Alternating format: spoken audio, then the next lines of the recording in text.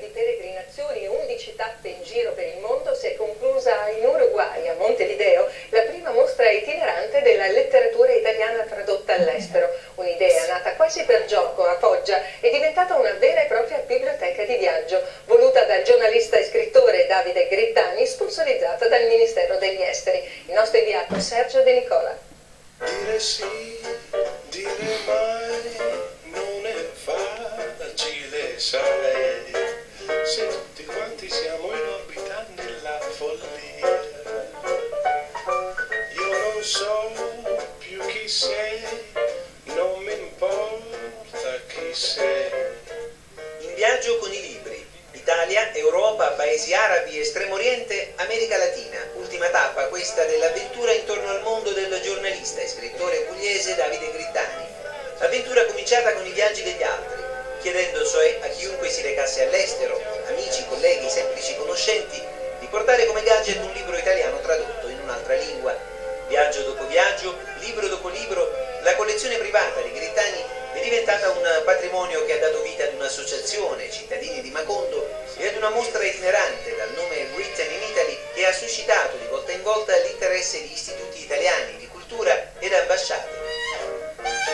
Io vengo dalla cosiddetta provincia italiana e da una famiglia che non ha mai avuto un grande rapporto con i viaggi, per cui ho sempre inseguito nel tempo l'idea di dover colmare questa distanza e di dover colmare questa lacuna, insomma. Farlo a seguito dei libri è stata la soddisfazione più grande, più incredibile, perché solitamente si viaggia in compagnia di qualcuno o anche per sfidare se stessi, ma l'idea di viaggiare a seguito di alcuni libri è forse l'originalità più grande, mi permetto di dire, che sta alla base di questo progetto. Mio fratello che guardi il mondo e il mondo non somiglia.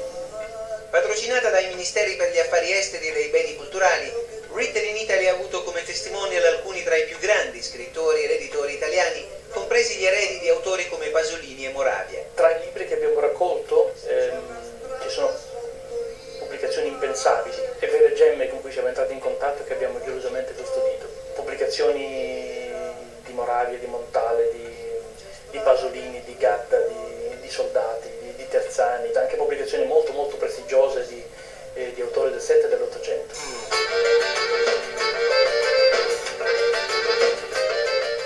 Il primo tentativo di allestire una biblioteca della letteratura italiana tradotta all'estero ha portato in 4 anni, dal 2008 fino ad oggi, l'associazione presieduta da Grittani a raccogliere oltre 2700 traduzioni in rappresentanza di 600 autori, 47 lingue e 18 alfabeti.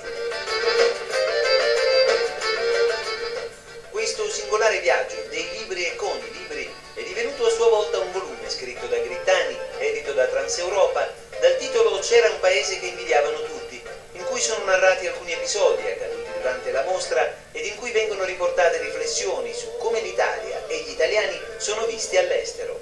Durante questa avventura sono successe cose straordinarie, ripetibili, strane anche, molto strane. Siamo stati fermi in una dogana tra l'Albania e la Macedonia per oltre 2 ore perché i funzionari doganali non si riuscivano a spiegare come mai delle persone chiedessero di passare al di là del confine con 650 libri. Ci è successo anche di andare in posti la cui lingua è detta emergente, o quelli del nord Europa, o quelli frazionati dall'ex Unione Sovietica, in cui l'attenzione verso l'italiano è straordinariamente alta, per il semplice fatto che guardano a noi come un paese ancora pieno di risorse, pieno di talenti. Le cuento, estábamos hablando de la exposición que comienza mañana, Written in Italy, y está con nosotros David Grittani, que ya lo vamos a presentar, pero es el curador, el que armó esta idea. Dopo 12 tappe, 4 continenti, più di 100.000 chilometri percorsi, finisce in Sud America, qui a Montevideo, capitale dell'Uruguay,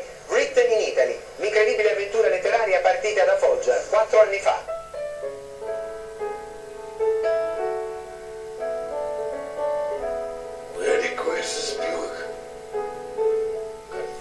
Alcuni libri della collezione sono stati donati agli istituti di cultura che hanno ospitato la mostra, altri alle biblioteche, tra cui proprio quella di Montevideo. Il resto del fondo librario sarà devoluto alla Fondazione Salone del Libro di Torino.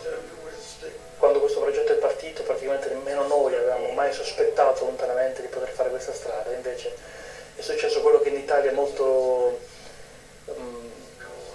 normalmente viene chiamato miracolo, invece era semplicemente la forza di un'idea.